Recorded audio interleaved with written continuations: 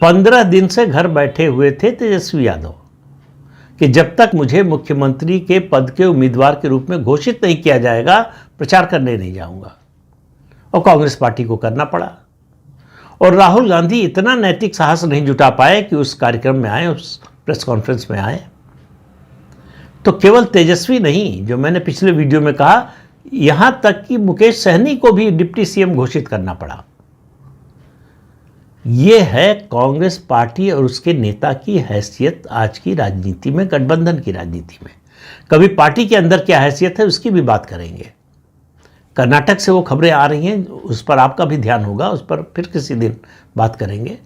तो बिहार में राहुल गांधी की जो इज्जत है उसको सरेआम नीलाम कर दिया कांग्रेसियों ने, और उसके बाद जो रही सही कसर थी वो तेजस्वी और मुकेश सहनी ने कर दिया।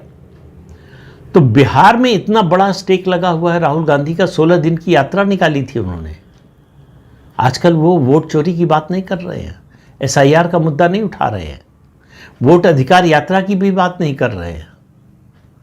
ऐसा लग रहा है कि जैसे राहुल गांधी के लिए वो पिछली शताब्दी की बात हो, वो हड़प्पा और मोहनजोदड़ो के कालखंड का जो है वो वाकया हो।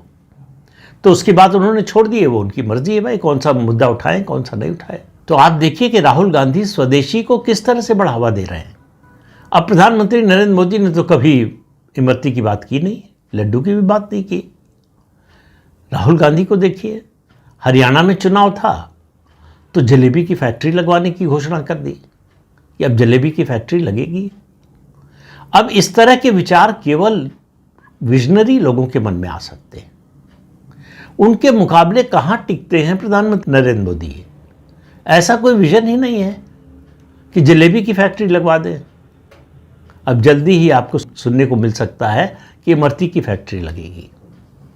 राहुल गांधी स्वदेशीकरण को बढ़ावा दे रहे हैं, स्वदेशी उद्योगों को बढ़ावा दे रहे हैं, एंटरप्रेन्योरशिप को बढ़ावा दे रहे हैं।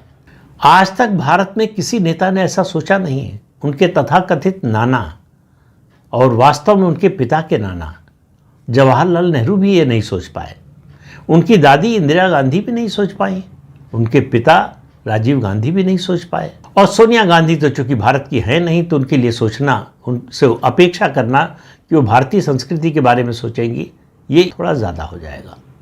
लेकिन राहुल गांधी को देखिए, कभी मोची के साथ बैठकर जो है जूता बनाने लगते हैं, तो कभी मोटरसाइकिल मैकेनिक के यहाँ जाकर मोटरसाइकिल रिपेयर करने लगते हैं, कुली बनकर बोझा भी उठाने लगते हैं।